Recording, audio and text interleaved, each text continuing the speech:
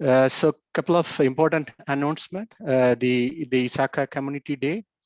The ISACA Community Day offers an opportunity to celebrate our purpose as a digital trust professional. ISACA is promoting digital trust in a larger way. So we will have a more session on the digital trust in coming months and week. By enabling the positive potential of people, when ISACA members, staff, family members, friends spend few hours one day during the year with the local communities, probably underprivileged members, and we think that we can truly change the world. So this has been celebrated during the first week of October, the Saturday, throughout the world. This will happen on 1st of October. The other one is we have selected Socre India as a community activities which we will be spending one day there. So that's the on information. Another one is that we have a ISACA special membership planning to give to the new members with $99. So that is having 25% saving for the new members. I'll be copying the code for that. This offer will expire on December 31st, 2022. So we will start the today's CP session. The today CP session, the topic is targeted ransomware, which is a big demand in the cybersecurity professional to discuss about the ransomware and the various factors involved on the targeted ransomware. So we have a special speakers for this. We have Aniket, Amdekar, and Tulika, Ghosh. 4 consecutive years now, the ransomware remains one of the top risk and attractive business model for cyber criminals. I think we have a various ransomware attack we have seen in the last couple of weeks. There's a session will cover on understanding the ransomware, how it works, probably a live demo. So that is interesting. And understanding the ransomware economy and then current statics and the cyber insurance, how it's going to work on the ransomware fund, a playbook and the runbook, and dark web monitoring. That is a live demo which probably Aniket and team and Tulika will going to give. About Aniket, is Amdekar is a general manager, cyber defense education on Great Learning. He is doing research and design and implement and cutting edge security technology process that would help to ongoing threats. Mr. Tulika Ghosh, Vice President, Morgan Stanley.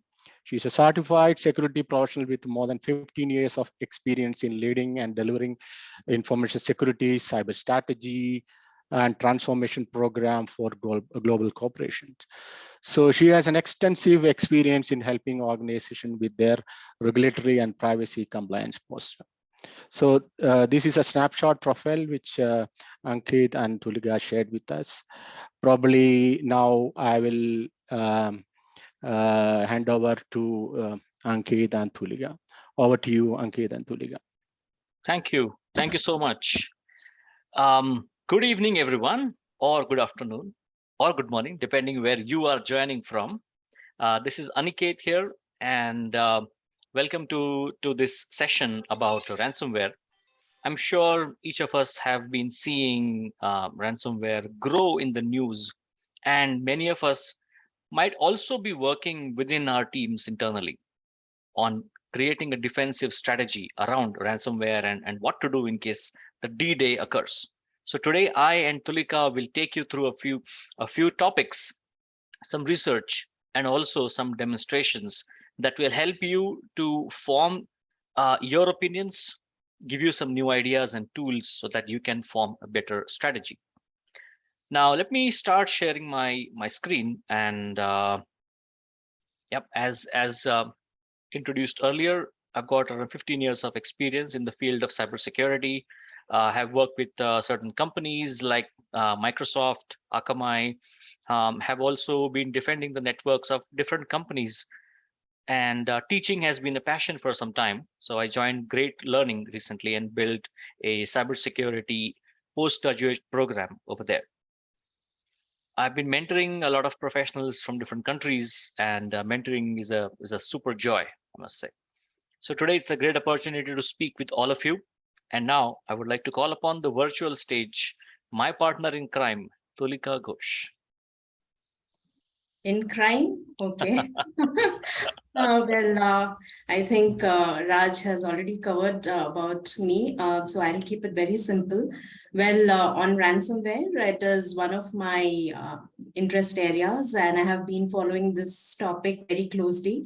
Today's 2-hour session is completely power-packed. We have a lot of topics to cover, including a demo.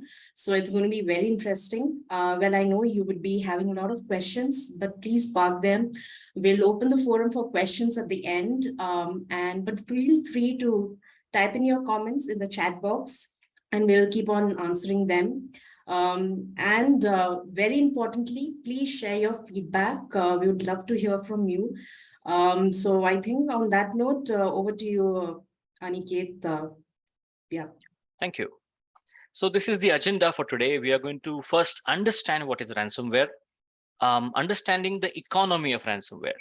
Now, the word economy has been used intentionally here because money is a prime factor behind these attacks. And people really have orchestrated a new level of attacks with the help of ransomware. So we will understand, how does the economy actually work? Is it just a single person sitting in a dark room doing all this? Or do they build a team? How do they choose their targets? We'll look at that as well. We will then understand some statistics and trends about ransomware, specifically about what are the trends that you are able to see in the industry, and how can that be used? Because all of us get so many reports over LinkedIn, over email, we receive them from vendors. And with this plethora of information, sometimes too much information also does not help. So how do you make sense of the statistics and make use of that? We'll be covering that as well. Also, certain ransomware attacks are learnings from them, so that we continue to study what happened in the past so that we can be better prepared for tomorrow.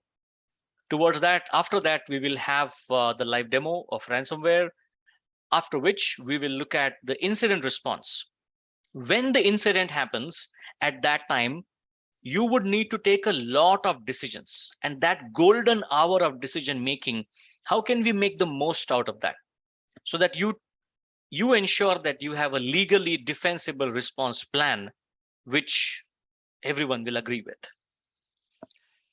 After that, we will look into cyber insurance and ransomware, understanding the playbooks and the runbooks.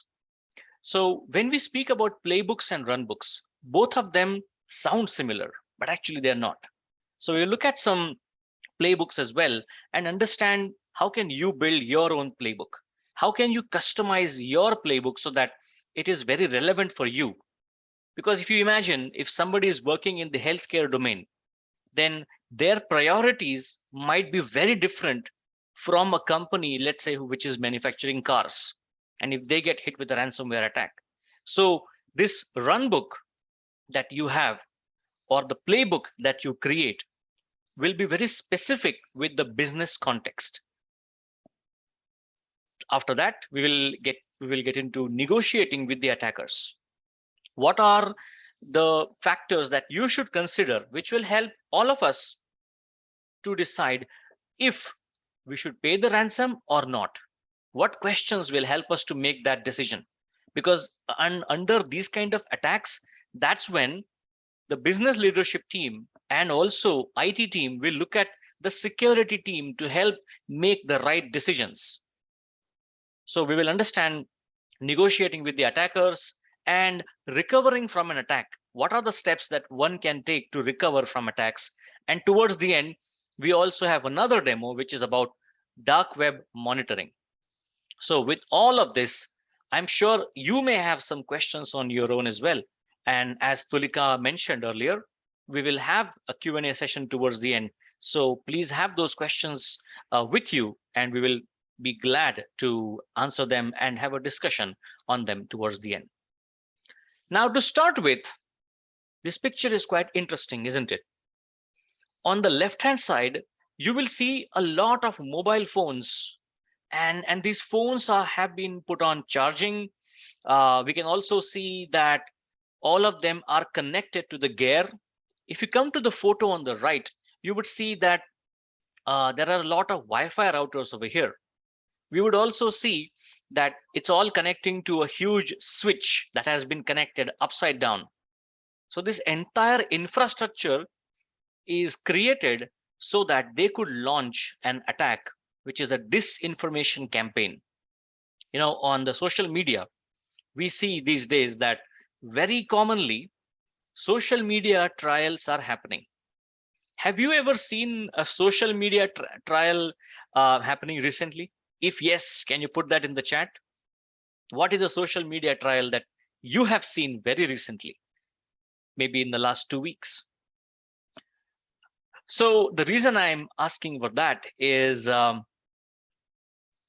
if there is enough number of people talking about a specific subject and all of them seem to have the exact same opinion, very quickly that becomes the next notion. Very few people will actually try to validate those facts, and people just start sharing and reposting these things along with their own comments. And that's why disinformation campaigns like these are quite successful. Now, when we say that this was a campaign, the way this campaign worked is that they had a lot of resources. So it was located in Kiev, and it relied on about 1 million bots to spread this information.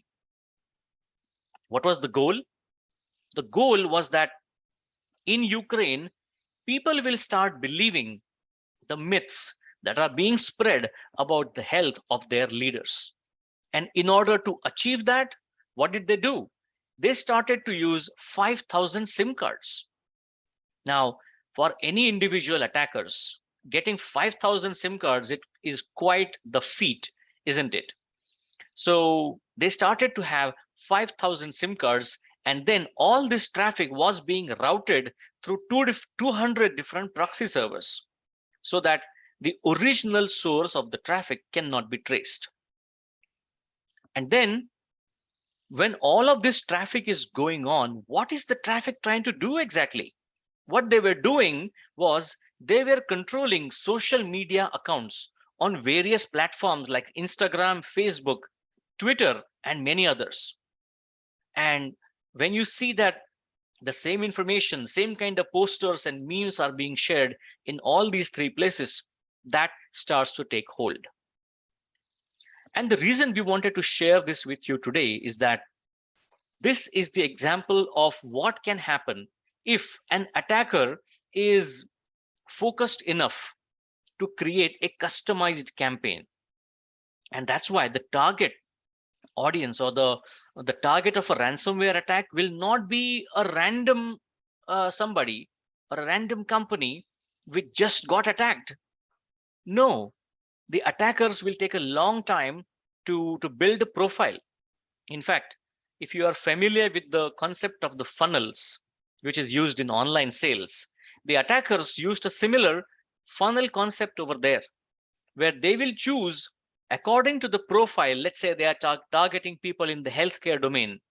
They will choose about 500 companies that would be attacked. And on these companies, the attackers will start launching multiple variations of attacks. Out of the 500, maybe 50 of them will fall for it. Somebody clicks on the phishing link, somebody downloads the bad attachment, and now these 50 companies have gone to the next level of the funnel. This is where they will try to run the attack, and from there, only a handful of companies will actually see detonation. And that's how the funnel of the attack actually happens for a ransomware. So if we were to understand the ransomware, in the end, it's a malware. Isn't that right? A malware, which is nothing but a malicious software, which impacts the availability of the system. It can impact the confidentiality of the system. And if the attackers are skilled enough, it may impact the integrity of a system as well, if they were able to leave traces behind for persistent access. So if you look at it, ransomware has the potential to target the confidentiality, integrity, and the availability, the golden triangle of cybersecurity. All three can be impacted by ransomware. Now, some people might think, hey, my company is just 20 people. We are a startup. We are not big enough. Why would somebody target me? The why behind everything is very interesting, because it's a part of a campaign. So if they find that maybe the end customers that you have, the people that you're working with, let's say you are working with a government company and you have got access to that company, so then you become their supply chain. So you might come under an attack as a part of a supply chain attack. If you are somebody who has got a confidential project where you're working on some very sensitive data, where the team size doesn't matter, it's the skill that matters, even then you can be a target. So the why behind an attack need not always be money. It can be one step in a larger grand scheme of doing something. Now, ransomware attacks can cause a severe impact or a dent on multiple levels, which is why in the field of risk management, a ransomware attack can be seen at causing a reputational risk. It can be a functional risk, and Tulika, being the risk master, can jump in here if there is any other types of risks that are identified with ransomware. So risk professionals will certainly take these attacks more and more cautiously and plan how we can actually respond to these kind of attacks. Now let's try to understand how the attack actually happens. So the way it happens is, we see, let me get my laser pointer. Yes, we have got the threat actor right here. And in the end, we have got the encryption going on. So how do you get from the entry point to the encryption point? The main three attack vectors are phishing, or it could be a brute force, or it could be exploiting an existing vulnerability. These have been statistically the most common ways of a ransomware attack. Now, let's understand these more. Phishing attacks. If a company has 5,000 employees, what is better to do? Is it easier to launch a phishing attack, or is it easier to launch a brute force attack? So just in case if somebody is not aware of these attacks, a phishing attack is where you receive an email which says that, hey, the big billion day from Flipkart is here, and because of that, we have got a special deal, 99% discount only for you, and it's only going to last for the next 15 minutes. If the person already had a lot of things in their kitty, they are going to pounce on that. And when you click on that link, that's when phishing attack is successful. Second is brute force. And in a brute force attack, it would be like, this person, his name is Steve, and his last name is Johnson. And in this company, by understanding the job openings, by understanding some of their public relations emails, I understood that their email format is first letter of the first name and the last name. So if it was Steve Smith, then the email ID is going to be smith@company.com. So now I know the email ID. All I need is a password. So either I can do A, AB, ABC, ABCD, ABCDE, and go through a trillion different combinations and do the brute force attack, or somebody can build a very good profile. Like, okay, this person has a cat. They are passionate about yoga, and they are also interested in public speaking. Now, on top of that, they will also look for their Facebook profile and see, has this person ever posted a birthday picture that gives you the birth date? Is there any other sensitive information available? So by creating the open source intelligence based profile, one can build a very intelligent dictionary, and through that they will try to do a brute force attack. And maybe they will say the cat's name and the wife's name 123, or the cat name @ 123, something on those lines, and I'm sure one of them will stick. So in any case, phishing, brute force, very, very scalable attacks. Now, the third one is vulnerabilities. This is where scanning comes into picture, because vulnerability management is a huge part of a cybersecurity company's or a team's responsibility. Because if the company has 5,000 servers, you need to scan all the 5,000 servers, maybe every week or every couple of weeks. You get the report and you install patches on all of them.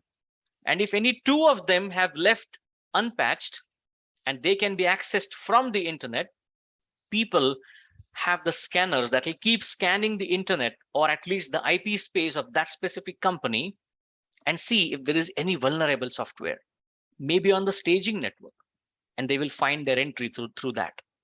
So we have got phishing, brute force, and vulnerabilities. What happens through phishing is a malicious link is opened. Because of that, malware gets deployed on the machine. Because of brute force, username and password can be compromised, and through that, the system can be exposed.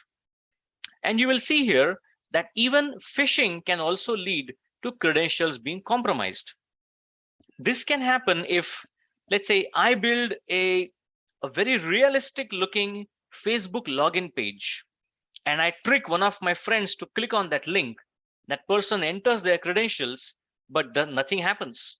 In the backend, I've got their credentials. So even through phishing, the credentials can be compromised. But in any case, the initial access is gained with the help of these techniques. So either the malware gets deployed or a system gets exposed. And the same thing goes for vulnerability as well. Your firewall, your edge firewall is running 3 versions behind the latest version. Maybe because you have a policy of N-1 or maybe N-2, and you have scheduled the change a week from now, but even now, the firewall is vulnerable and it is accessible from the internet. So what if somebody exploits the vulnerability? Even then, the system gets exposed. Now that they have got the hold in the network, they will go to the next level, where either they will infect other devices or gain access to more systems. If you take the firewall example, somebody can add a rule to add a specific protocol from some places, and that can give them access. In case of a malware, the malware will start scanning the internal network.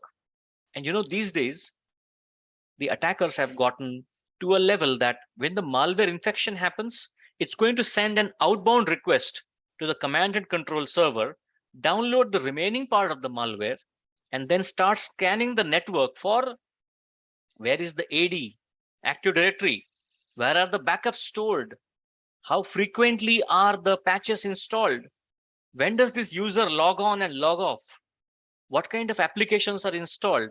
All of these things build up a profile of that employee for the attacker so that they can do something known as hands-on keyboard activity. Have you heard about this term before? Raise your hand if you have heard about hands-on keyboard activity in the past. Oh, I can see 4 people have raised their hands. Okay, now I see 5. Cool, the list is growing. Awesome. Our Isako community is simply awesome. Yes, so hands-on keyboard, this activity, what does it mean? The malware is an automated program. It's going to run on its own and keep scanning things. But then when somebody actually takes a remote of a laptop and they open up a command prompt and they start typing in commands, that is hands-on keyboard. Now, you guys tell me, what's more dangerous? An automated malware running around or somebody who is actually typing in remote commands? hands-on keyboard activity. That is what happens when they get access to more devices. They get full access. And after that, the next level, when they have taken the control, that is when they will start stealing the organization's data. That is when they will start deleting the backups. That is when they will start the encryption. So my friends, if you are being involved in an incident, let's say where you are over here, the encryption has already happened, which means you could have caught them in all these steps. You could have caught them when somebody clicks on a phishing link, or when they were trying to do lateral movement, or when they were trying to gain system access. These are all opportunities where we can catch these things in action before they actually detonate. And that is why we, the defenders, need to study. That's why all of you, I see more than 200 people on this webinar on a Saturday evening trying to understand ransomware, because we are on that journey to understand how these things work so we can be better defenders. So to summarize, we've got a remote desktop protocol here.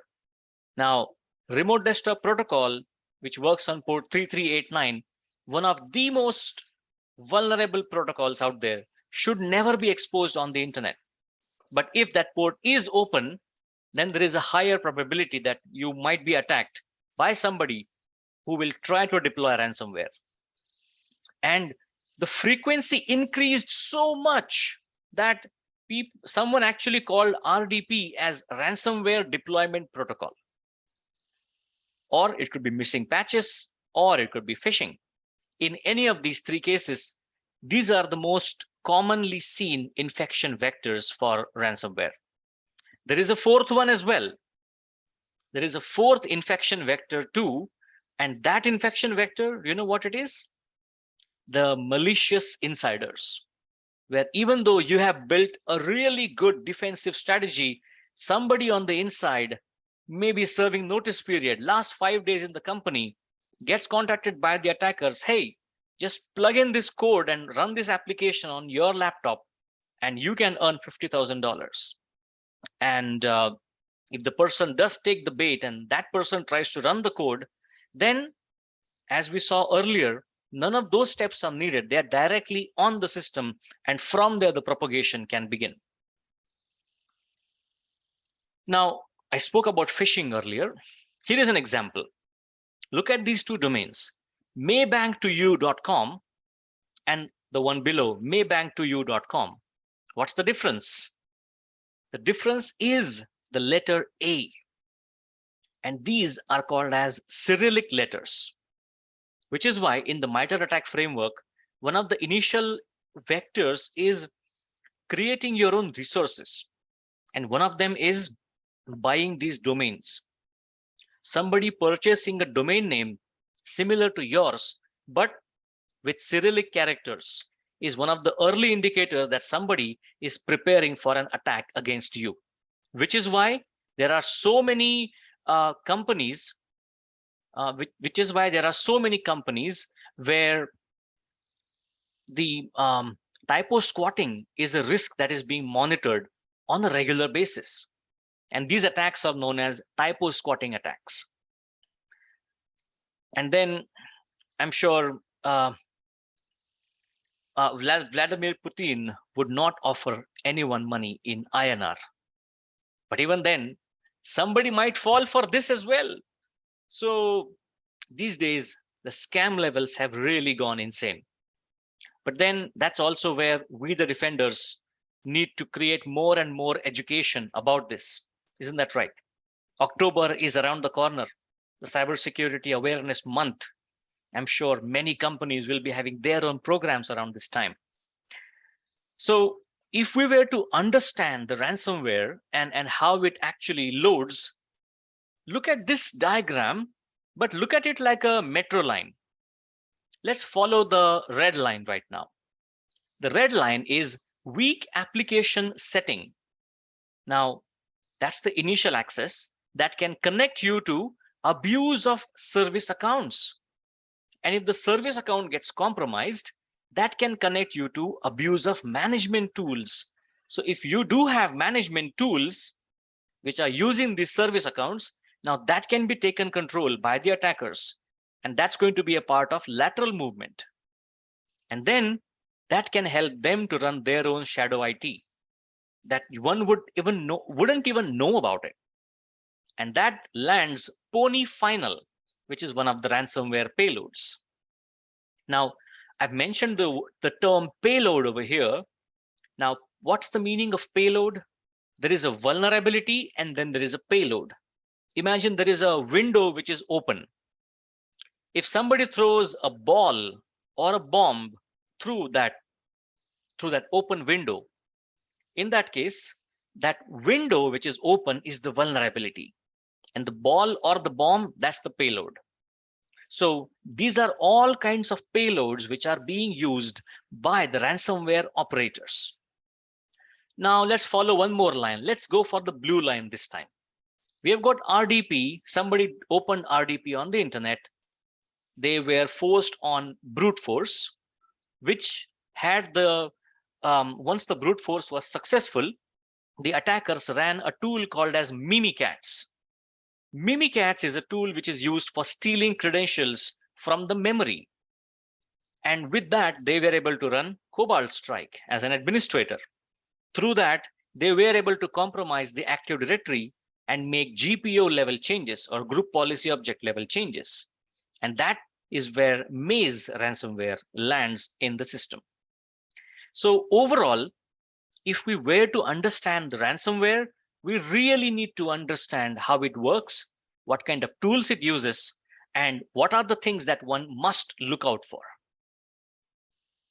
So why do the ransomware attacks succeed? Number one, attack fatigue, where the SOC analysts receive so many attacks, so many alerts on a regular basis that they have a tendency that, oh, I'm sure this is a false positive. Another one, I'm sure this is a false positive too. And that becomes confirmation bias, where you are finding information to prove that it's a false positive. Second one is missing patches, quite self-explanatory.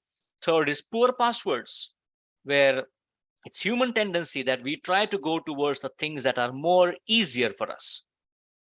This is also where a policy that can be implemented, to ensure that the ransomware, so that no user is able to choose a poor password. That policy enforcement itself helps us a lot in this here. Next, we'll go into the lack of network segmentation, where if you imagine, let's imagine there is a delivery boy from Zomato, just came to your society or to your apartments, and you approve that person from your MyGate app. Once that person comes inside the apartment, can he only come to your building, or can he go to any building or any other house? So if you don't have network segmentation, that anyone can go anywhere. And that's also where network segmentation after implementation needs to be tested, so that network A cannot talk to network B. And you come to know about it during your testing, not during an incident. The next one is the untested backup and slow system restore times. So as I said earlier, I've been teaching. In one of my classes, there was a student from Africa. And what he said is his company recently had a fire accident. And because of that, they lost a huge amount of data and system resources. Now, they thankfully did have a hot site, and they immediately moved all the employees to the hot site. But when it came to the data restoration at that time, they found out that all the backups were in London. So they had to move all those backup tapes to Africa. And even after that, when they tried to restore the backups, it was taking them 8 to 9 hours per tape, per server for the restore. So that was a huge learning moment for them, that if we have to really restore the backups, is there a scalable way where we can measure how it is going and how we can go further from there.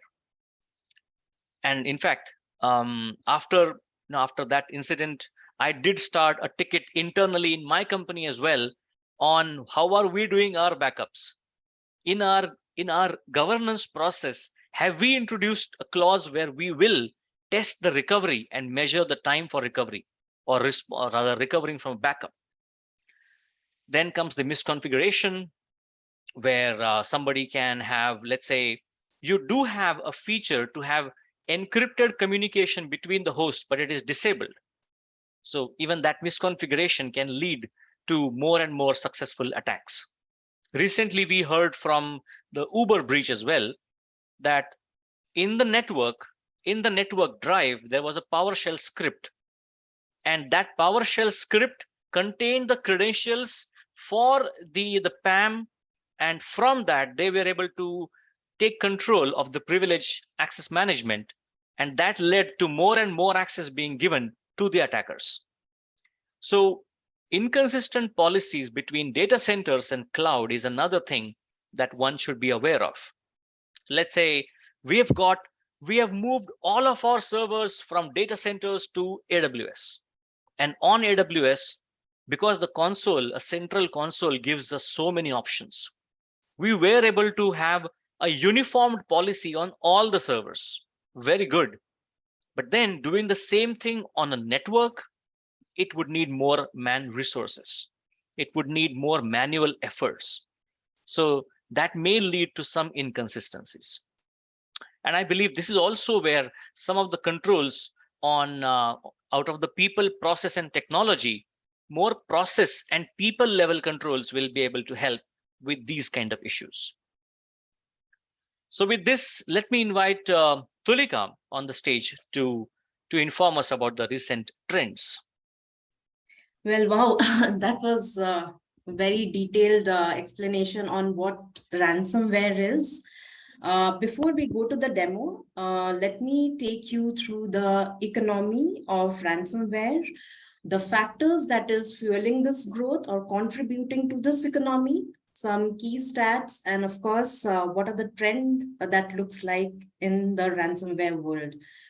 Well, as you see, ransomware damages are expected to exceed a whopping $30 billion only in 2023. If you look at the first chart, the average ransom amount over time has exponentially increased. There is a massive spike in the year 2020, precisely because of the pandemic, when the remote working had increased considerably. The number of attacks also increased during that time. And this spike is going to increase over the year. We have seen the numbers for 2022 as well, where the first quarter or the first H1 looks pretty bad, and it is projected to even exceed much beyond that. If you look at the second chart, the percentage of organizations that are getting victimized by ransomware attacks, again, in 2022, around 70% of businesses were victimized by ransomware, and this was an increase from the previous 5 years, and the highest figure reported so far. So pretty scary out there. The last chart that you see, again, on the annual number of ransomware attacks worldwide, a massive increase again in the first half of 2022, about 236 million ransomware attacks worldwide. So what are the different factors that are contributing to this kind of attack? Let's look at the first factor. Well, ransomware as a service, we would definitely see as one of the major contributor. It is very similar to your SaaS business model. It is a subscription that allows members to buy or use ransomware tools. There are RAS kits that are available on dark web. We will be showing you that also as part of the demo. It is very easy to buy, like any other product in an online portal. You just have to visit the portal and download the RAS kits. very affordably priced. Some of the RAS kits are seen under $50 also. This RAS kits are typically DIY tools where you can customize your attack. There are user reviews given, which are the tools, what are they meant for, how effective they have been, support services there, and then you have a lot of bundle offers that are available for you to pick and choose. These RAS kits also enable you to maximize your attack surface. And how the subscription works? Well, it is, as you see in the picture, it is not a one-person job. It is a group of a lot of players with different techniques, goals, and skill sets that can help you launch these attacks. Well, it is an arrangement mainly between an operator and an affiliate and the attacker, whoever wants to, launch these attacks. After you buy the subscription on these websites, it'll give you an access to a forum. Now, forum is kind of a community where there are a group of these operators, affiliates, which will help you or support you in launching these attacks.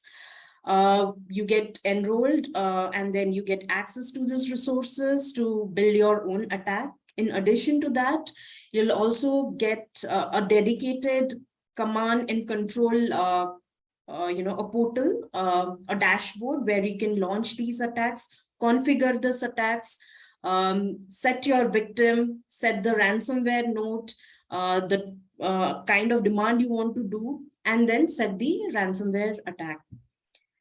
So as a next step, these sellers, the RAS operators, would also help you set up a victim portal, right, where you can negotiate with the client or the victim on the ransom demand.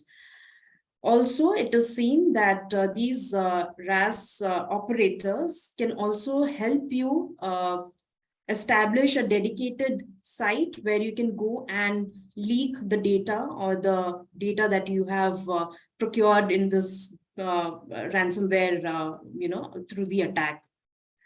Again, very flexible options of payments. You can go for monthly subscription, one-time payment, or again, profit sharing, or you can go for subscription plus a cut from the ransom payment. So because of these ease of use, the affordability and the support that is provided through this ransomware as a service, one of the major factor that is fueling this entire growth.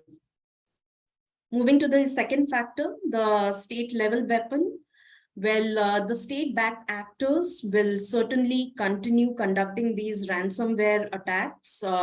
Unfortunately, when these criminal activities are backed or supported by the nation states, there is very little an individual can do, right? So this is where the role of an international government coalition's major role can play. And the countries that we have seen being targeted are US, United States, and UK. So there is a massive initiatives run by Biden government to kind of curb these kind of nation state or nation-backed attacks.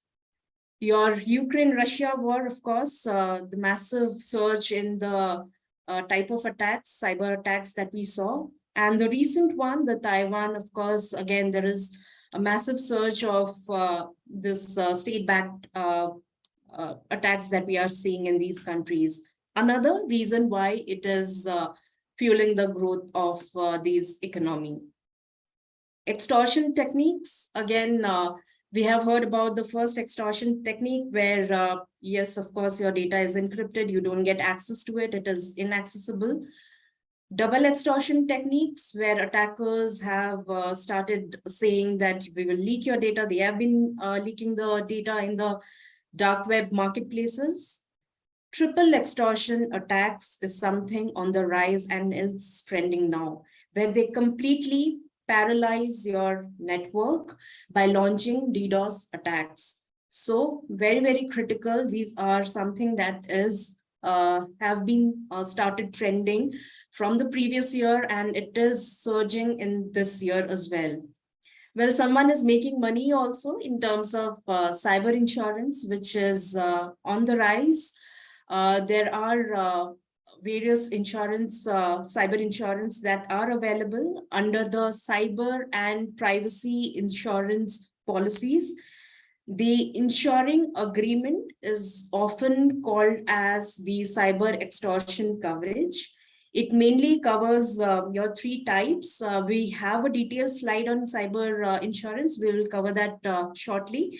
But three things that it covers mostly is the money to pay the ransom demands. Second, if you're hiring any experts in order to negotiate with the attackers. And third, if you are hiring forensic experts to do an analysis post the attack. So these are the coverages that you'll see. But very interesting one that we are projecting here is on the attackers have gone a step ahead. So in one of these recent attack in one of the schools, they realized that the school has taken an insurance, and they knew the coverage amount also. So when they were writing the ransomware note, they went to the extent of saying that we are aware this is the coverage that you have opted for, and we would like you to make the exact payment amount. So that is the length and breadth this attackers are going, and it's something that is very scary, of course. Well, now moving on to certain key statistics which highlights what is the ransomware trends. The most impacted sector, this is are those companies that hold sensitive and personal identifiable information. These are the common targets. For many years now, media, leisure, and entertainment is the primary target, but healthcare and financial institutions are now the most lucrative segments for these attackers. We'll cover about them.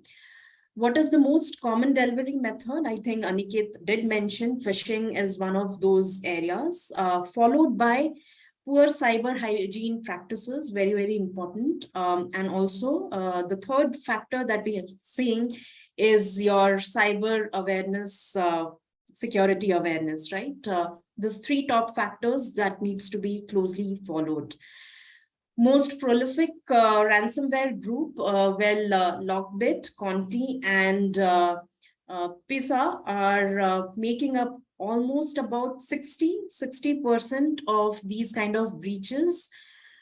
Lockbit has taken a step ahead. Well, they have publicly come out in open, and they have said that they have claimed about 1,000 odd victims. So this is the the way these groups are now operating, and publicly also they have started making these claims. Coming to the most common forms of ransomware, I'm not sure if you have heard of it, but there are 4 forms of ransomware. Encrypting and the crypto are the common ones that we have heard.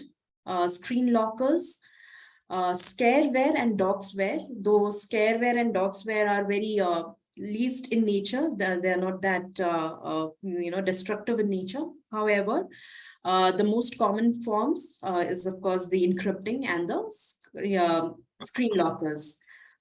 Now, what is the most impacted country? Well, United States, of course, is the most impacted one, where network intrusion is the most common type of cybercrime attack experienced by most of these companies. What is the average ransom payment amount? $800,000, approximately that. Again, these are all global figures, of course. Interestingly, if you see at the victims paying the ransom, 46% of the organizations have paid ransom. half of that, about 26 of them were able to recover the data through whatever, encrypted or backups that they had. Only 4%, I repeat, only 4% of ransom paying victims got all their data back. So very, very less amount of people, only 4% are getting their data back. In terms of cost to recover from ransomware, it's about $1.4 million, global figures. Time to recover, 1 month. The most impacted industry in terms of phishing are, of course, your healthcare and your financial institutions. But then your web-based software services, your webmail are also accounting to a big chunk over there, about 20%. Now, what is the ransomware payment ratio if we see out? The payout by the cyber insurance companies, it's a whopping 98%. And now more or most of the organization, especially the mid-sized organizations, are now looking out for about 83% of them are looking for cyber insurance. Moving on to the future state, well, what's the future looks like? We did see that it is going to exceed 30 billion worldwide in only, let alone 2023. Well, there will be increase in the sophistication of the attacks, range of attacks. Healthcare, financial institutions are going to be the primary targets. Your private data or IP related data are going to get sold in the, the dark web marketplaces. These are the trends we have been seeing. What's new? Well, attacks with pinpoint accuracy is going to exponentially increase. Yes. The banking sector will be getting mostly affected, and also the healthcare. But the difference is the attackers will now be using machine learning techniques in order to zero in their victims. So do kind of watch out if you are from this sector, because if you are looking at defensive techniques using ML, so are the attackers. Well, ransomware will be using, will use IoT as entry points. Now, IoT misconfigurations, your default settings unchanged. If it is unchanged or there are unwanted services, this will be the channels via which the attacks will happen. Also, if not your primary organization, but then there will be target through third-party software where these targets will be launched, like your remote monitoring system, your management software, or your typical TCP IP related stack will be targeted increasingly. Moving on to the other side, as to what future of mitigation lies ahead, well, AI-powered defense, phishing defense will be increasingly adopted by many organizations. So instead of secure email gateway, AI-powered related email security will be increasingly adopted. The advantage of AI, of course, it keeps learning. So, it will be updating its knowledge on, say, the various threats, the potential trouble, and it will be, will be one of the most sought out techniques that organizations would be adopting. In terms of detection techniques, well, network analysis via machine learning techniques, algorithms are on the rise. It's already happening. We all know that. And I came across a very interesting research paper. So do check that out. So where this researchers have claimed that there are two-stage ransomware detection technique that they will be using. One is via dynamic analysis, and the second via ML, of course. The dynamic analysis would be having the Markov model and the random forest model, very interesting concepts. And combining this two, they are claiming that the detection would, the percentage of detection would be much higher. Well, and also there are a lot of investments that are going to happen on the honeypots, right? In order to analyze the attack patterns by the attackers and leveraging it to gain an understanding as to how they are kind of operating. Moving to the prevention one, well, mostly now the investment would be around hardware-based solutions. There are also certain solutions in the market where it is specifically designed in order to mitigate or prevent ransomware-related attacks. So I came across few hardware-based solution when I was going through the internet. So that is something that is again on the rise. So a must recommended for many of the organizations. Now, moving on to our next segment, well, certain infamous attacks and lessons learned. Well, there are many attacks which have made headlines. I have picked up few which had again ripple world. First, Ryuk. Well, it was detected in the year 2018, and there were three methods that this group had employed. First, directly accessing your RDP, remote desktop protocol port. Second, email phishing. And third was deploying attachments and downloads to access the network. Now, this group, what they did was they identify and encrypted the network drives and resources to the extent that they also went and deleted the shadow copies on the victim's endpoint. And the typical movement of the virus was bespoke in nature when it spread in the network. One of the deadliest attack then detected. Moving on to the second one, WannaCry, again detected in the year 2017. Again, made huge headlines. It affected nearly 250,000 machines internationally. One of the vulnerability or security flaw in the Windows OS operating system is via which they made an entry. Again, phishing was the initial entry point for them, but they exploited the Windows OS vulnerability, and that is how the entire virus was spread throughout the world. The loss was estimated about 4 billion USD, and each machine, in order to kind of release, they asked for about $300 for each machine. Third one, on crypto wall, well, it is facilitated via emails with zip attachments. And this attachments as PDF files would appear to you as bill, purchase order, invoices, etc. So when you open that, the virus would get installed in your app data or your temp folders typically, and that is how it spreads.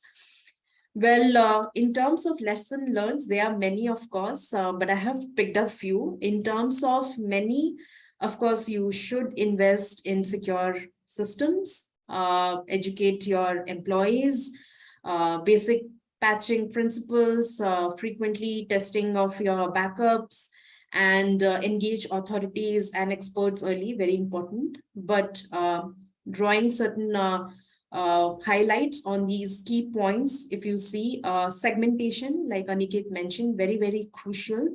Well, separate the network into operational segments. It could be by, say, your application, the usage, or your environment, and restrict conversation within or between these segments. Many companies are now also adopting micro segmentations, and also the concept called zero trust architecture are on the rise, where we are trying to curb how we can further restrict the access, of course, but it might not apply to all the organizations, right? Different sectors, different needs, different kind of investments. So a business need, business case is imperative at this stage to see what kind of segmentation works well for your organization's needs. Second, again, very important, typically the virus movement is seen lateral in nature. So how it is to be restricted again is, a certain protocol restricting rules needs to be defined. How do you restrict the protocol via your Windows remote management, file servers or RDP, right? You have to define those rules at this different areas, and then you can restrict the movement of these viruses.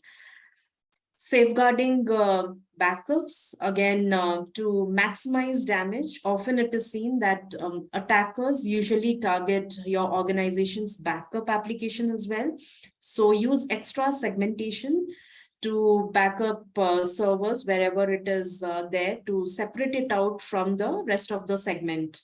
And one of the best recommended way I found on net, of course, was custom process level micro segmentation policy rules. It has quite a success story. So maybe you can explore incorporating those kind of micro segmentation policy rules. Identifying or segmenting your critical data services. Do find out what are your critical data services or servers, and then have ring fencing activities around them, or segregation of these critical servers. That is one of the ways you can limit the attack. Next, detailed response plan. Well, again, create and plan your mitigation, breach mitigation policies in advance. I'll not deep dive into this topic because we again have a detailed section covering this, right? So that is on these key parameters and the trends and the future that lies ahead. Let's now move on to the most awaited section, I would say, the demo part. So over to you, Aniket. Thank you. Aniket, you want to take a few questions before moving further? Yeah, sure. We can take a few questions.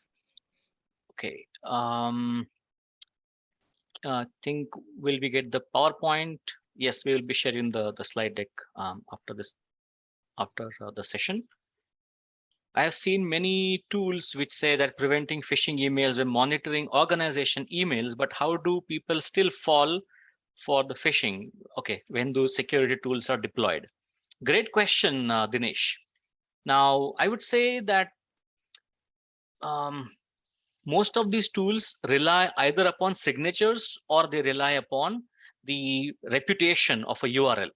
If they want to, let's say, stop a URL from getting into an email or block it at the exchange level itself. But what if I have registered the domain just 8 hours ago?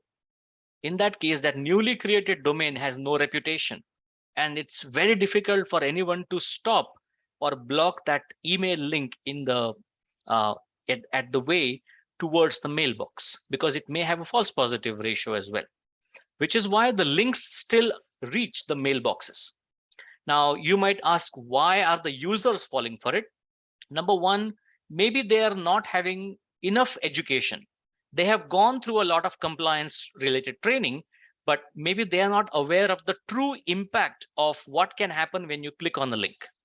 It could also be that the attackers have really been smart enough and they were able to spoof a domain and make it look really good. At that time, when somebody clicks on the link, they are making a DNS request to resolve that domain name. They are going to send that outbound request. So if a company has good enough outbound monitoring of their HTTP traffic, that can also give you another glimpse as to what kind of traffic is actually going through your firewall. I hope that answers your question, Dinesh. Having a hot site and parallel backup, for example, using CSPs or the cloud service providers, multi-geo redundant disaster recovery is a possible mitigation strategy. How costly and plausible is this solution in practice than in theory by an anonymous attendee? I would say you have described the solution really well. What it needs is a cost benefit analysis. If you have assets worth of, let's say, $500 million in that AWS instance, in that case, you would not think about investing in at least, let's say, $800,000 to get that backup and availability and all those things. So one needs to take a look at the asset value, and then based on that, you understand what all controls are available, which one of them are appropriate. Doing risk assessment of what would happen if the confidentiality, integrity, or the availability of these assets was at question. What is the true cost of that risk? That is how you can make this decision. But excellent question. Let me take a couple of more questions. Could you please share some real-time examples of typo squatting attacks? Oh, real-time. It's I think the question came from Rakendraj. Rakendraj, just type in goog.com, googe.com, drop the L. That is a valid domain, a classic example of typo squatting. And there are certain online services out there. If you put your domain name over there, they will create the permutations and combinations and see any of them are currently registered. And if not, the company can opt in to register those domains. I was working with Recorded Future, and while working with them in my previous company, I came to know about this feature, and we explored that. And we, in fact, we acquired some 15 to 20 domains because we were seeing people have hosted a website. Because there is one thing to buy a domain, and when you take the next step and actually host a website over there, that means somebody is planning an attack. They are having hands-on keyboard activity, as I discussed earlier. So those are some examples of typo squatting. Do the payload names have any significance? Is there a difference between Maze and Revel? Oh, yes, Nandakumar, there is a huge difference between the two because the way they operate is different. Maze ransomware, for example, it uses dark web for exfiltrating the data, whereas Revel uses a different mechanism. They will exfiltrate the data using allowed, I would say, allowed methods of data sharing like Google Drive, or it could be Microsoft Azure. So there are variety in which the entire kill chain from initial infection, gaining access to lateral movement, each of these, there is a difference in both of these malware strains. So certainly there is a difference there. Why would an organization not using data masking techniques to protect PII data? Question from Jacob. Jacob, the world looks simple in hindsight. But yes, I do agree that they should have used data masking. This is also where the maturity of a security operations center, the security operations, going from a junior level analyst to the CISO and the communication with the board, it evolves through incidents. It evolves through audits. And that is when, during the evolution process, you become more and more immune to attacks like these because you are well hardened in your infrastructure itself. Next question, I think the next question is for Tulika. What do we mean when we say that organizations got their data back and it is 4%? Is it from ransomware attackers or self-recovered, leaving no trace or accessibility to stolen data? For the attackers, or the attackers have returned? If they did, how can we be sure that it is not leaked or stole prior to recovery? Long question, Tulika. Yeah, so basically this 4% is for both. You can either recover from the attackers or from your backup. Backup we saw around 26% where they are able to restore that data. But when it comes to the data already stolen and the backup is also gone, so that is where only 4% is something that you can do from the stolen data, right? So that is a very, very low figure. So again, coming back to your question, how can we be sure it is not leaked or stole prior recovery? I think we did cover that in terms of the segmentations and the various methods and means that we have highlighted in our slide. So that is one of the ways: safeguarding your backups, micro-segmentation, segmenting your critical data or services, having a detailed response plan are some of the ways and means, right? You can kind of safeguard yourself. Okay, in terms of looking for a course on ransomware from Misaka, so I mean, we can be very happy to have courses. I mean, depends on Raj if he is allowing us. Raj, you would. Definitely. Yes, definitely. We will plan based on the members' interest. Yeah. We'll plan separately. But otherwise, in the Isaka headquarters, there are various short-term learning and various sessions and podcasts are available in terms of the ransomware. But any specific course, no, then we will able to plan it separately.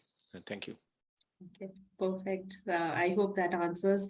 Aniket, we are almost, Yeah. I think we should get back to the demo and we can Demo. get back to Yes. questions. Yeah. Absolutely. Okay, so now let's get back to the demo, and let me stop sharing my other screen and let me share one of the screens with you. Are you able to see my screen where I've got a folder open which says Encryptor POC? Yes. You can? Okay, great. Yes. Awesome. So now in this demo, what I have for you is that I've got a folder in the documents. It's called Ransomware Attack. And there are a few files on the desktop, something in the pictures as well. And I've also downloaded the source code of one of the ransomware attacks. This source code is available over here. And I can share the links of the GitHub repository afterwards as well. Now, what I did afterwards is we have installed the Visual Studio.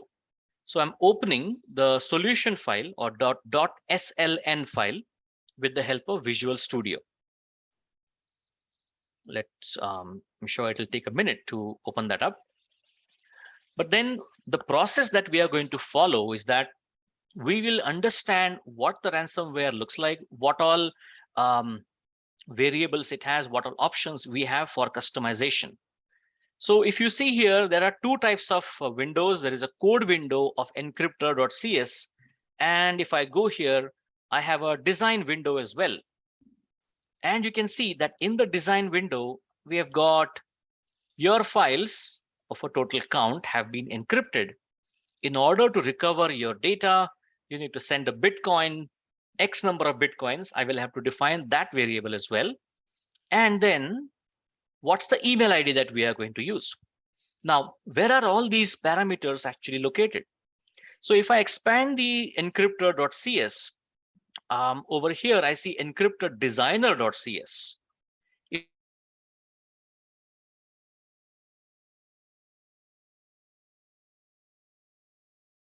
If I click on this one here, delete all categories. So are you able to see this window clearly, or do you want me to zoom in a bit so that everybody can see? We can zoom in because it's no. Is it better now? Is it better? Yes, much better. Yeah. Okay. Yes. Yeah. Thank you. Thank you. All right. Please get the. Okay. Once you zoom in, things become very, very sensitive. Yes. Okay. So let's go here. What are the parameters that we are trying to control here? First parameter, delete all originals. I've answered it as true. And as a ransomware operator, you would want to delete the files, right? After the encryption is done. Otherwise, who's going to pay the ransom? Then we have identified what all folders are going to be encrypted as a part of this attack. Now, I can add more variables here and I can say, encrypt the entire hard drive, encrypt the MBR itself, if I were to replicate what happened in NotPetya. Then encrypted file extension is going to be .jcrypt, but I'm inclined that because Tulika explained the entire incident so well, I'm going to have Tulika as the extension. I hope you're okay with that, Tulika. Yeah, sure. Then we have the encryption password, which is password 1. We have got the Bitcoin address. Now, how many Bitcoins do we want?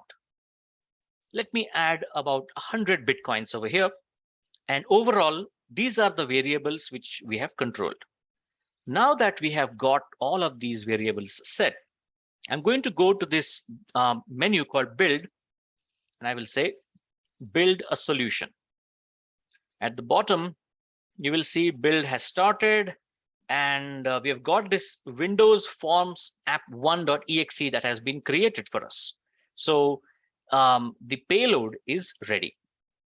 The payload is inside this folder, Windows Forms app1.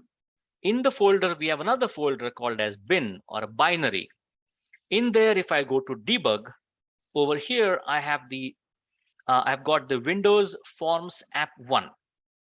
Now, before we go there, let's say if I go to desktop and I say I'll do a right click, I'll create a new text file.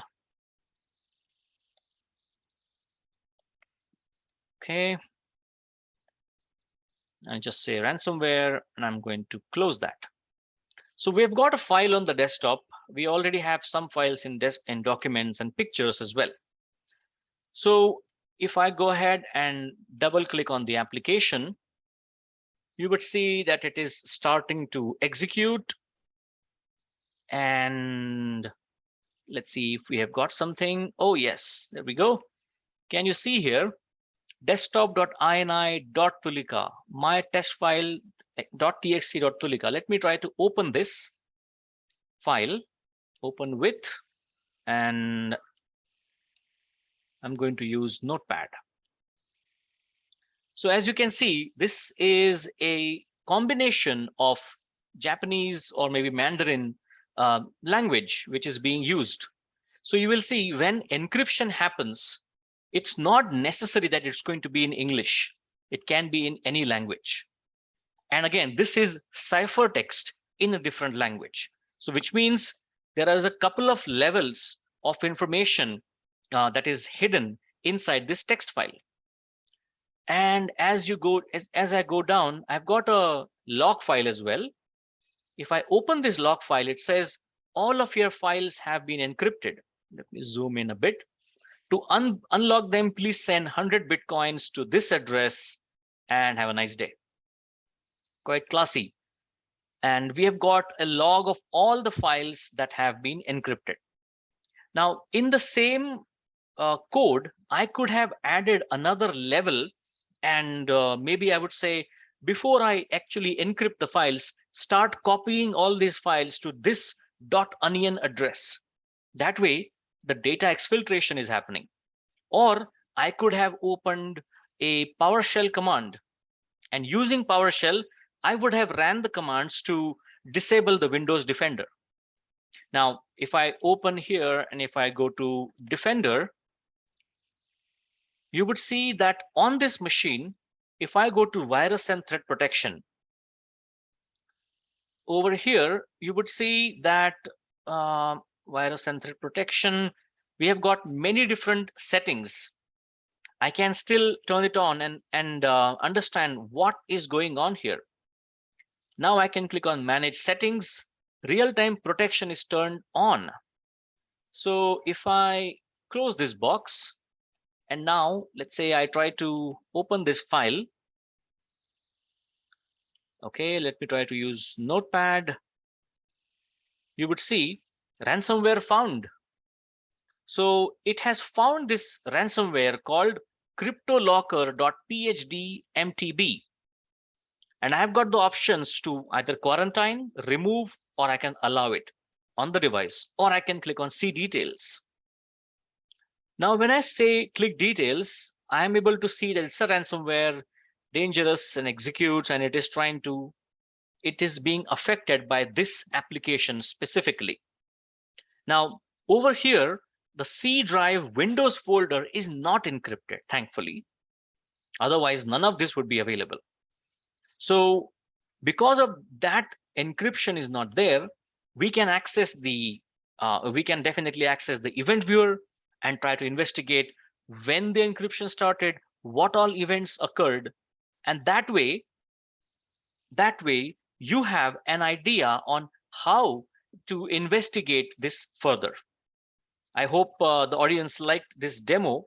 What are the extensions of ransomware payload files? One of the questions on the chat. Well, popular extensions are .crypt. It could be any extension. Sometimes the ransomware operators like to flaunt their gang or their identity with the help of the file extension, where if it is Conti, then everything will be .conti everywhere. Now, the demo does not actually stop here. I want to show you a few more things as well. So let's say if I open Chrome.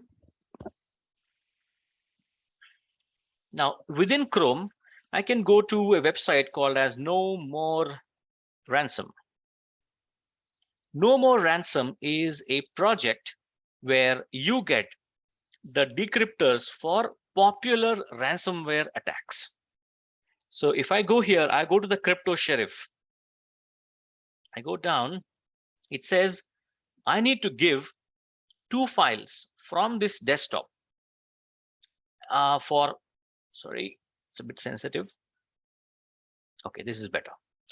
To help us define the type of ransomware affecting your device, fill in the form and upload the files. So let me choose any one encrypted file from the documents. Maybe I'll go to pictures and I will choose this one. I will go here, go to screenshots.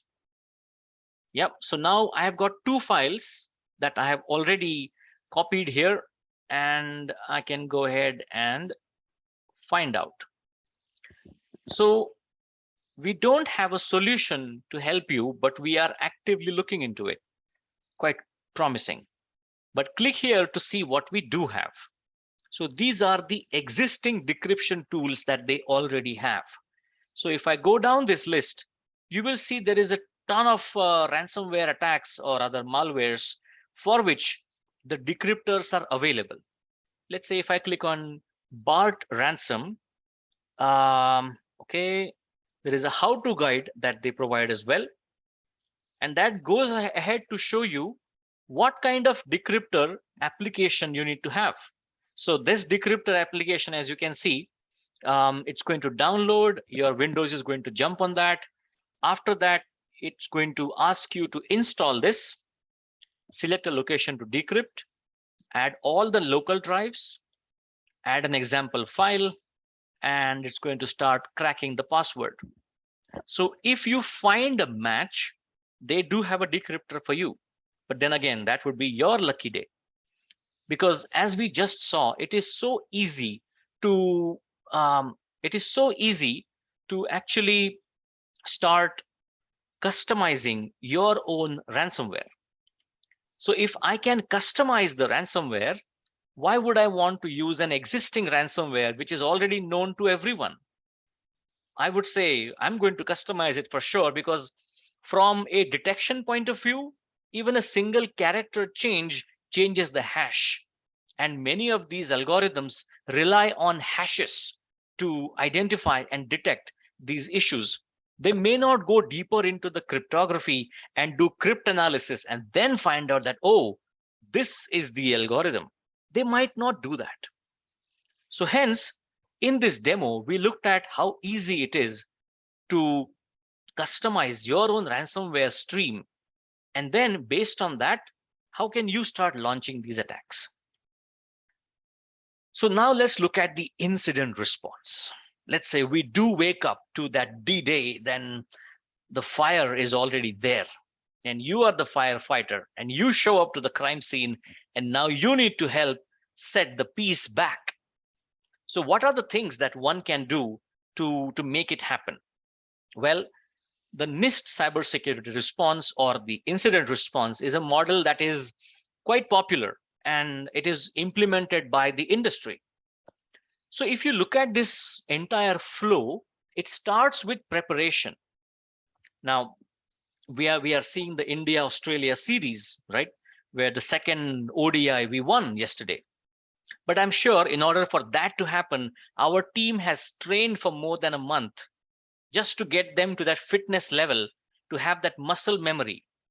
So preparation is actually getting that muscle memory for your team, because in the end, it's not just the technology, it is the people and the process.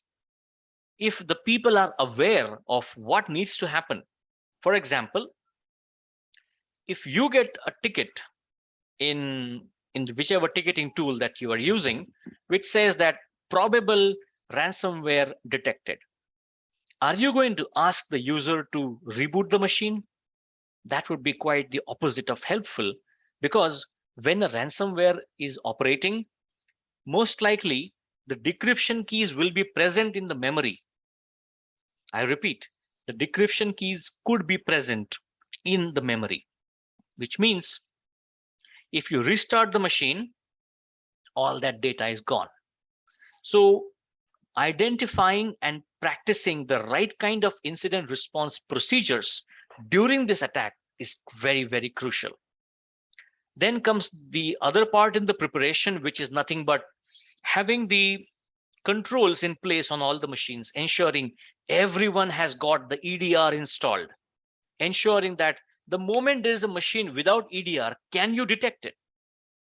Ensuring that the moment somebody tries to execute a PowerShell in your environment anywhere, it generates an event which is sent to the SIM, and you have a correlation rule in the SIM which is looking for that event, and that is when you get that ting, we have got one PowerShell execution going on somewhere. So all this is possible if you are proactively looking and keeping all these sensors in your environment. Then comes the detection and analysis, where you detect the attack early and then you analyze it, you triage it. They say the quality of your triage is the quality of your investigation. So what is the triage procedures that the SOC analysts are going to perform? Once they have identified that, yes, this is ransomware, we do have an incident here, then what is the next procedure? Ideally, I would say, if you find a ransomware incident in your organization, you immediately call for that maybe P2 bridge. I would not call it a P1 directly. Call it a P2. Get the right teams on the call. Your infrastructure team, your network team.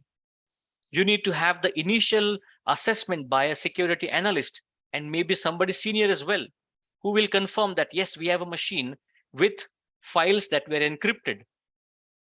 Maybe you need to tell the technical support team and say, hey, if you start receiving a lot of calls, you need to tell us immediately. Because what would the users do if they can't use the machines? They're going to call the technical support, which means tech support team needs to know that if people start calling 50, 100 at a time, there is something going on. So you need tech support team in the loop as well. So now that you have got the bridge going on, everybody has joined the call, you need to isolate the backups, because we know that ransomware is notorious. They try to delete, they try to encrypt the backups. And in order for that to happen, and in order for that not to happen, we need to be one step ahead. And that's why we need to start containment and eradication and plan for recovery. And when you have all these things going on, if let's say you have a 7-story building, is it the case that everybody on the 5th floor and the 7th floor are infected? Then just disconnect those network switches, keep the machines on. And the remaining machines, put them in a separate VLAN so that the virus does not spread in your network. If you have multiple locations, you've got an office in Bangalore, one in London, one in Turkey, remove those VPN connections so that the malware does not jump to other locations. And for all these to happen, you would need to do a lot of decision making. At that time, you cannot wait for an approval, which might take a couple of hours. By that time, the malware will make the jump. And that's why the buy-in from the leadership team is crucial for this to happen. So if the CISO has already set all the procedures and the policies in place for these kind of doomsday scenarios, in that case, that can be crucial for the team to save that much amount of time. All right, so far I've been talking about the containment and eradication. Next comes the post-incident activity, which is, did you pay the ransom or no? Did you actually recover all the files or no? We'll come to that. So in case of detection, what are we wanting to do? We want to validate the alert. It's possible there may be a lot of false positives, right? You may have a user who was just trying out something, who attended an ISACA conference and went back and started to play with some code and had a few files encrypted on the machine, but nothing dangerous because everything was under control. Now those .jcrypt files got picked up and that got implied in the SIM. So in order for the false positives to be reduced, that initial analysis is very important. Start the incident response plan, as I discussed earlier. Perform the root cause analysis. Okay, super crucial. How did they actually land in our network? Until you know that, you cannot start the recovery. You cannot start to have the backups being restored. Because if you restore the backup and the infected machine is still in the network, the malware will respread and you are back to square one. Or if your perimeter server, which is exposed on the internet, is still remain unpatched, the attackers still have a way back. So you need to know how they got in. So that investigation must happen in parallel to one team working on containment and eradication, maybe another team working on the investigation. How did they get in, trying to find that answer? Inspect the network and then restore the backups. Once you have identified that, okay, we came to know that about 45 days ago, a user clicked on the link, and since that, the machine got compromised. And how did we know that? Because when we analyzed the DNS logs, we found there was a weird entry. So we did threat hunting, we looked at the logs, we did a long tail analysis, and we found out that somebody accessed a weird looking domain, and that turned out to be the command and control center. So we know which user, we know the date of infection. Can someone tell me why is this important? Why is that date of infection so important? Anyone, if you would like to take a dig at this. The date of infection is the most important time. It's because when are the backups the backups from which date can you actually restore? So impact, says Jacob. Thank you, Jacob. How long the infection has been in? Thank you, Aparna. Yes. So if you were to, let's say the infection happened 45 days ago, and then you restored the backups which are 30 days ago, when the network was still infected, that restoration may not be completely helpful. So if you know when the attack started, you will need the best backup before that date, not after that date. So I was going through another product where they were saying that they could scan the backup recovery process as well. You don't know which backup has the malware still in it. So you can actually, they could scan the traffic when the recovery is happening and see if there is any malware over there. So now that you have recovered the backup, then you prepare a report on how the things happen and where did it start? What was the time when you detected it? Now, there is a very important thing I want to mention that in one of the future slides, but there are certain words you should not use on an incident bridge ever until you know for certain that it is that the case. So response, determine which systems are impacted. How are they impacted? If the entire subnet is impacted, remove the switch. If it's the entire network, then you disable the Wi-Fi. And only when you don't have any of those options, that is when you ask the user to shut down the machine, because there is no other option to stop the spread. And then use out-of-band communication. As we learned in the case of Uber hack as well, that RPO, says Tarun Malhotra. Thank you, Tarun. The recovery point objective. Yes. So As we saw in the case of Uber, when the attacker got in the network, they compromised the Slack channel. They started to monitor the communications. So if your network is getting impacted, it's possible that the attackers might be monitoring the emails. They might be monitoring the channels or the Slack channels. So you need to have an out-of-band communication method, maybe WhatsApp, maybe messages, or an entire app designed only for that purpose. We then have the initial triage, where what are the critical systems that must be restored immediately? Like for those systems, you really cannot wait for the whole process to happen. That defines how do you prioritize the restoration. Then comes the communication. Now, for communication, what I would say is when the incident has started, the CISO will start the communication with the executive leadership. At the same time, if there are any other stakeholders that must be informed, and it's a legal obligation that they must be informed. For example, the CERT-in directive that we have in India, the directive informs or mandates that we have to inform the government within a certain amount of hours when an incident like this happens. So if you don't do it, that becomes a violation, which means you need to have that detail well in advance. In case of a ransomware attack, whom do we communicate? How do we communicate, and who is responsible for it? The RESI metrics: responsible, consulted, the responsible, consulted, we have informed as well. So, and who is the accountable, who is ultimately accountable for all of these activities? So all of this needs to be informed and planned in the incident response plan for a company.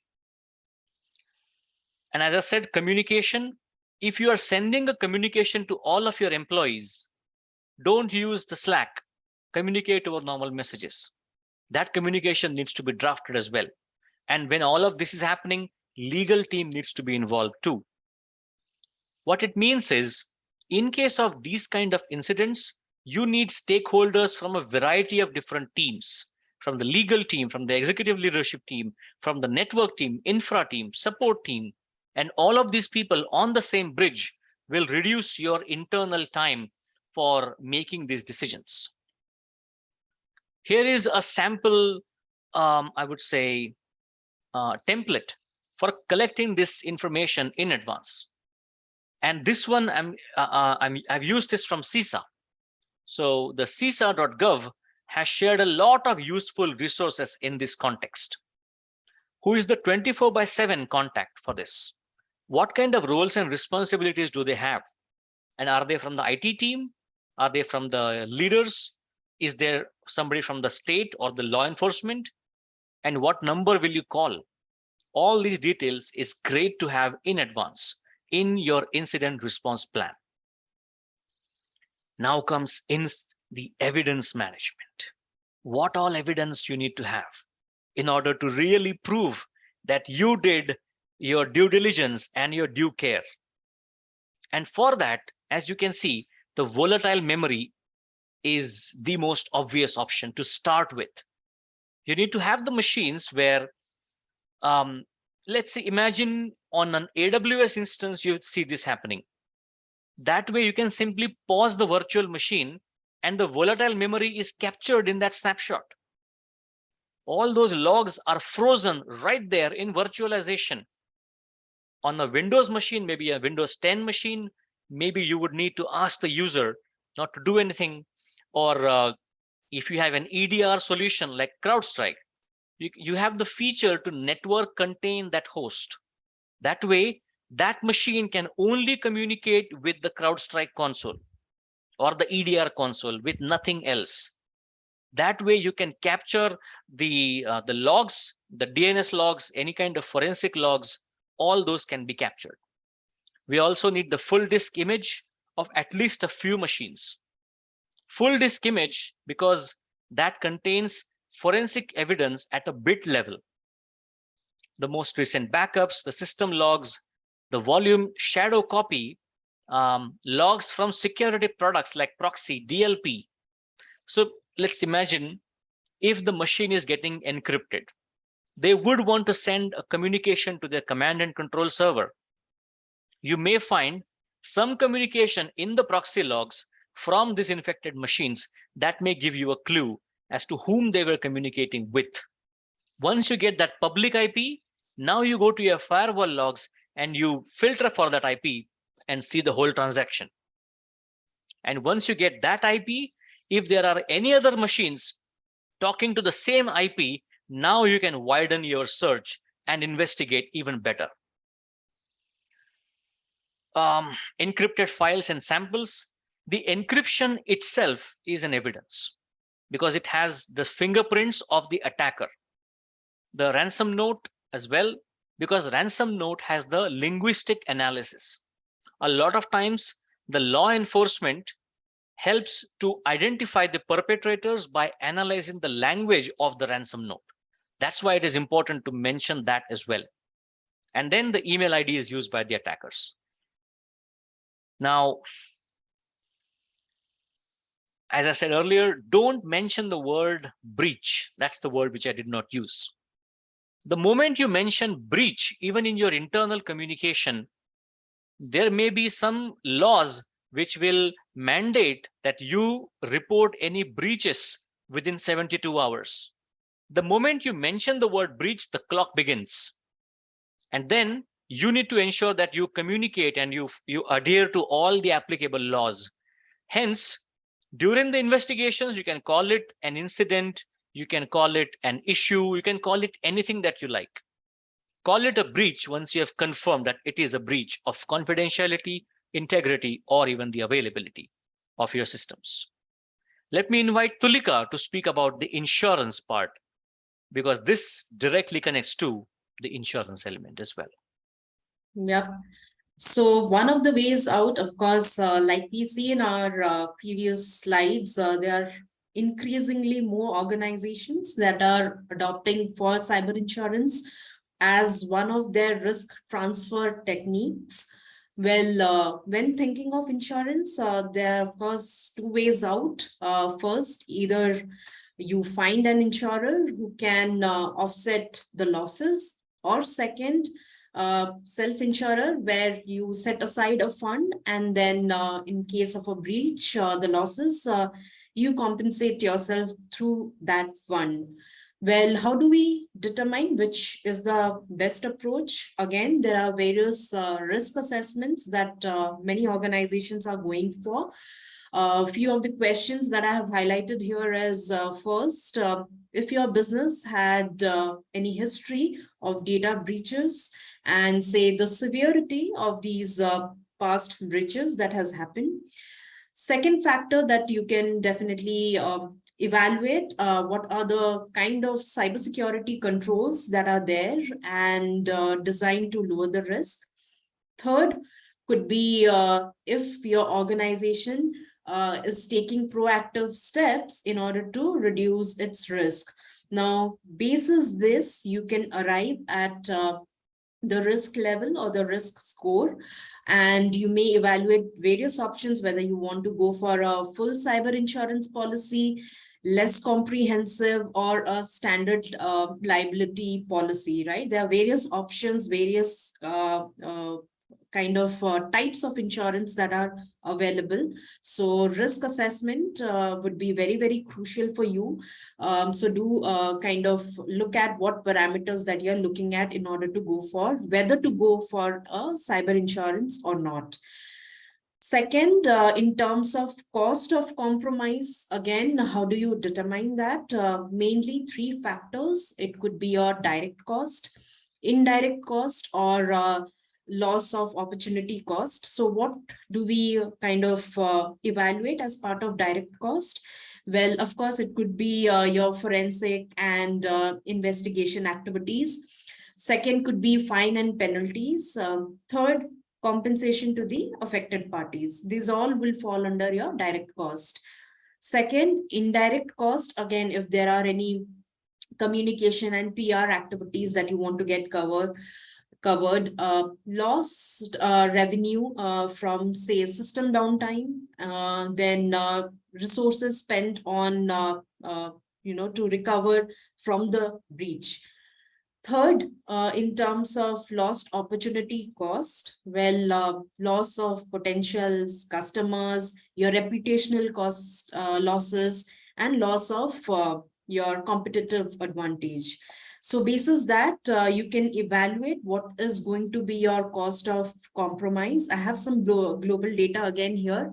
Like the average cost per compromised record was found to be about $150, and it can again go up to $200 as well. And those are per record that was estimated.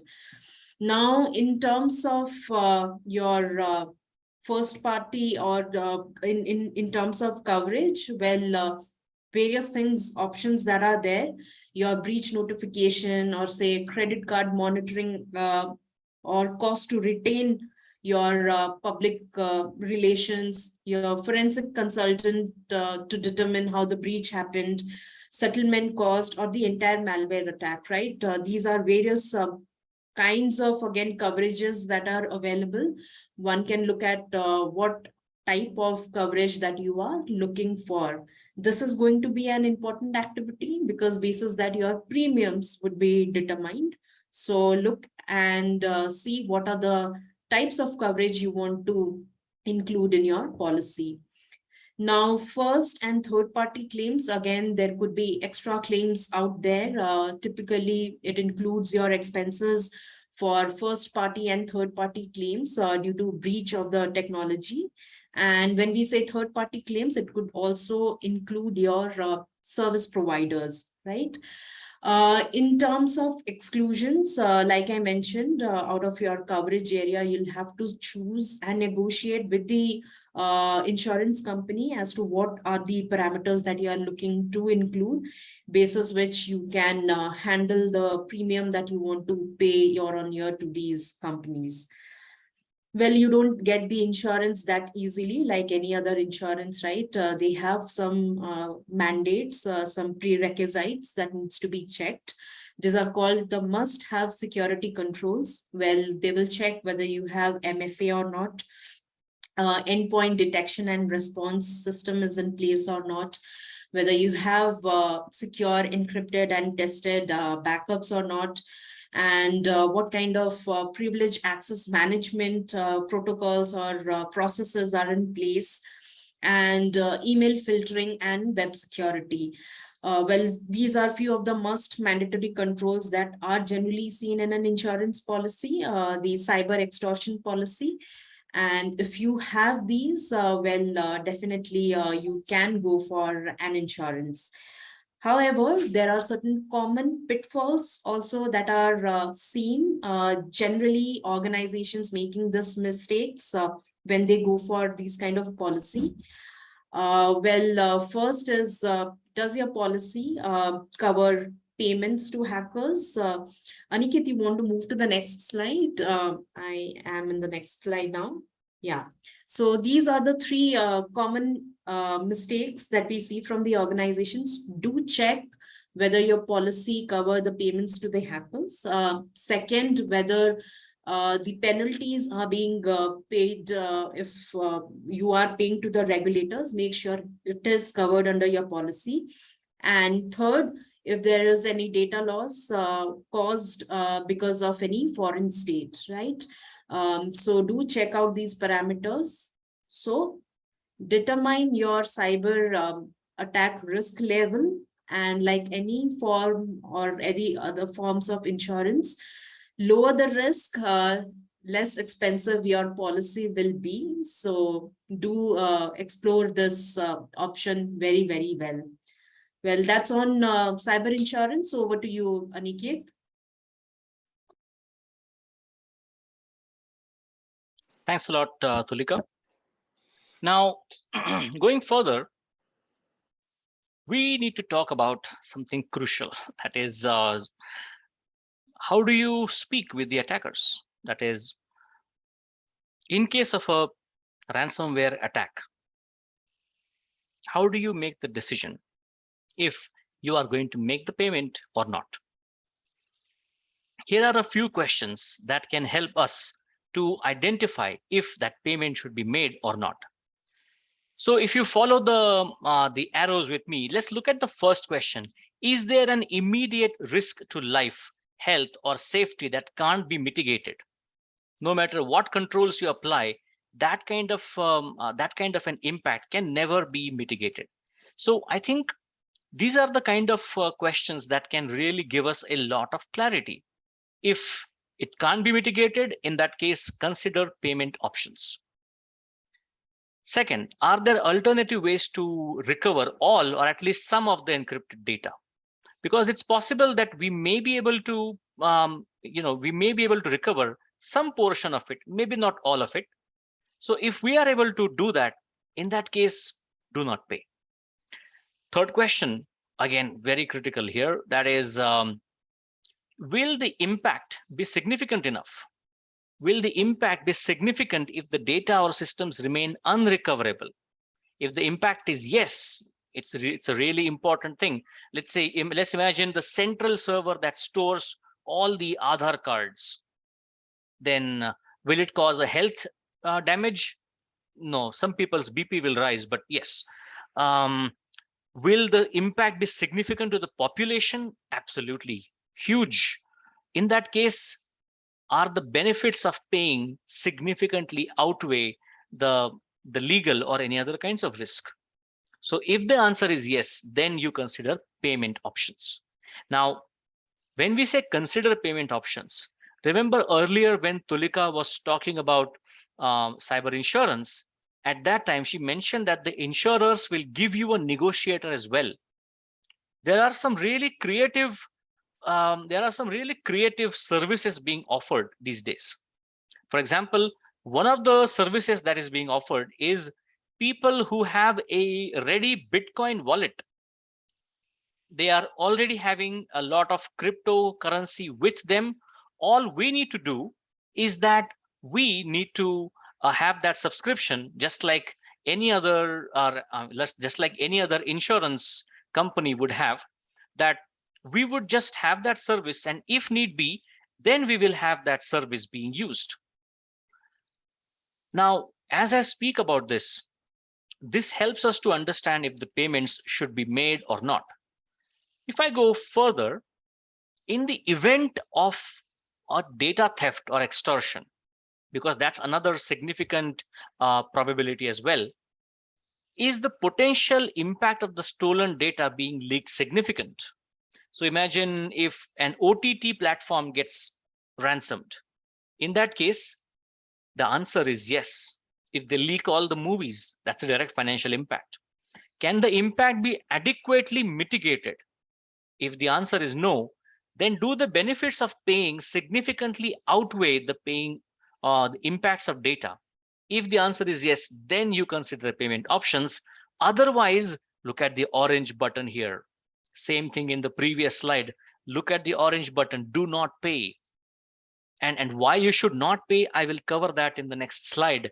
But do not pay if the answers to some of these questions is no.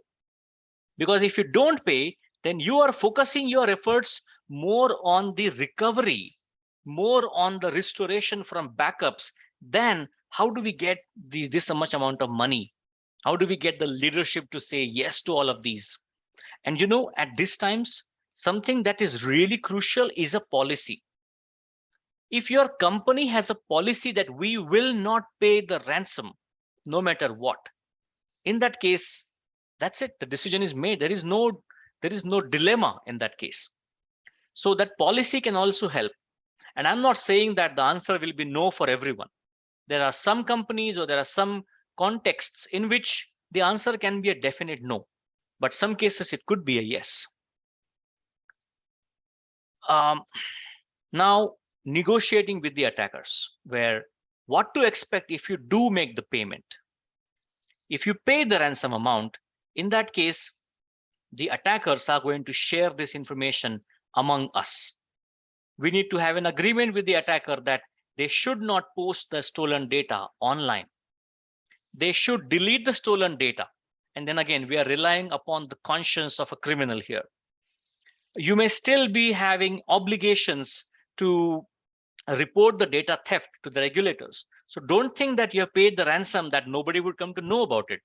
That never happens.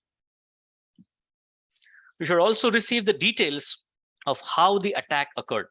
Now, there are some cases where there were hospitals who did not have the technical proficiency to understand that. The attackers explained to them how they hacked. In case you are paying the ransom, you deserve to know how they breached you, so that you have a sure shot way of fixing those holes immediately. And there is a possibility that the paid amount is identified. You should know that, because all of these are crypto wallets.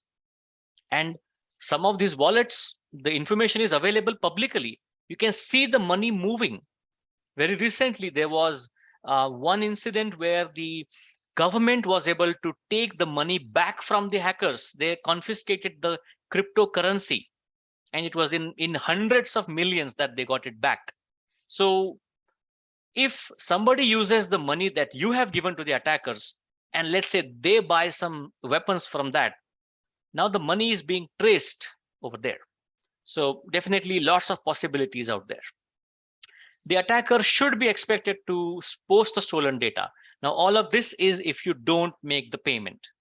So even though you know that you have got good backups and you will be back in business in less than 12 hours, do know that there might be data leakages coming online. You can prepare yourself legally. You can have some agencies who are, or some vendors who are looking on the dark web for your stolen data. Some attackers have been to contact customers of the victim. At the beginning, we looked at that school where the parents got contacted that your school is not paying the ransom. In case of, let's say, an exchange, foreign exchange, all the governments or the other countries will be notified. Your data, your money is being ransomed and they are not paying the ransom, to increase the pressure on you. And then some attackers even in fact reuse the confidential information to launch more attacks. Some attackers use stolen information to carry out subsequent attacks. Now that they have got the credentials of some of your users, they can use this to launch further attacks on you. Now, how do you recover from ransomware? We looked at some of the points about this. That is, you look at the backups, you clean the network, restore the backup, you write the report, and that's how you recover from a ransomware. You know what I just spoke, that 2-3 sentences, that's about 1 month and at least 500 hours of investigative and restoration work by multiple teams put together. But then one way to test your defenses is by using something known as breach and attack simulation, BAC, something like Simulate, where they can actually detonate some dummy ransomwares on the machine and see if your EDR catches it. So there are different ways in which you can recover from the ransomware attacks. Now, I also spoke about playbooks earlier. A playbook or a runbook, what's the difference? The primary difference is that playbook gives you the checklist, the order of events. Runbook is the automated version of it. Runbook is where you go to your SIM or you go to an automation tool and you automate a lot of this activity. That is when you can have these runbooks available. Now, as a next step, I see that we have hit the time that was allocated to us. So what I would do is, I do have some PDFs of some ransomware runbooks already created. I would share that with the ISACA team along with the presentation and some more resources that would be shared with all the participants that were here today. So I would like to thank each and every one of you for your time. And this is coming from me and Tulika, both, because I think, Tulika, if you would like to give any closing remarks so that we can hand it back to the ISACA team again. Yeah, I think it was really nice communicating on targeted ransomware. I thoroughly enjoyed the session, and I hope everyone else also had the same experience. Thanks, everyone. Thank you. Back to you. Thanks, Aniket and Tulika. So a big thank to both of you from the ISACA Bangalore chapter. for taking time for your busy schedule and giving a wonderful session on targeted ransomware. So I think a lot of takeaway from this thing you have mentioned about the CAA impact and the cyber awareness training for this month, and the insurance and amazing demos. So as a token of appreciation, we will be sending a digital coupons to you. Last not but the least, big thank you for all the members joined for the CP. So there are a lot of queries from the members about the CP upload. So we request you to go to Untitled Chapter and upload your CP. So we are not doing the bulk upload due to certain limitations. So please do so that. So before closing, Ankit, there are a couple of questions you want to quickly close within 2 minutes. Yeah, sure, I can do that. Okay. Many comments. Can we be really 100% certain that my organization's data will not be there in the open, even if I pay ransom? How can I get assurance that data will not be reused? The answer to both the questions is no, Sudarshan, because once the data is with them, we don't have control on that. Now, how can you be really 100% certain that it will not be reused? We can't be. In fact, I would even say you can't be 100% certain that the attackers have not left a mark somewhere in the network for maintaining the access. So that's why that post investigation is extremely important. Okay, maybe I'll take a couple of more questions. Apart from ASCII code, does registering domains allow other format? If yes, what kind of formats? Oh, you mean to say like Cyrillic characters? Is there any other format? I would say typical mispronunciation or misspellings of a domain. That's one way to look at it for sure. Okay. Sorry, there was a question. Let me take the latest question. Why cannot regulators/states bring down restrict RAS type of services? They do bring them down. And that's why they have said, they have mandated in the US and in every country these days, that when you are under this kind of attack, you have to inform the authorities. It is not known. I mean, the reason is that the authorities, let's say, they get to see the same kind of pattern from 5 different companies. They know that, oh, this is the same person, and they already have existing investigations on them.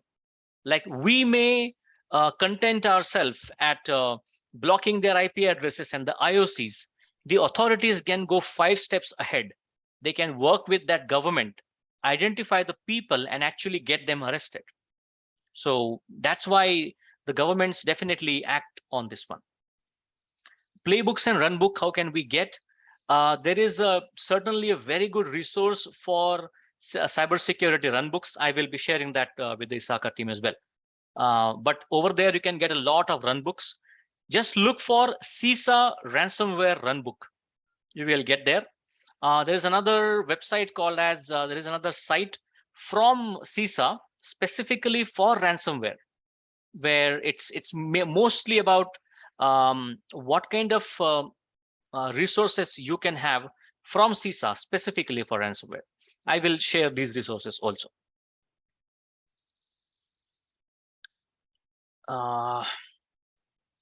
Yeah, I think that's about it about the questions. Thank you so much. Thank you, Aniket. I think we will close this. Thank you for joining. Thank you for a nice session. Good night. Thank you. Thank you. Bye. Thank you. Good night. Thank you. Bye.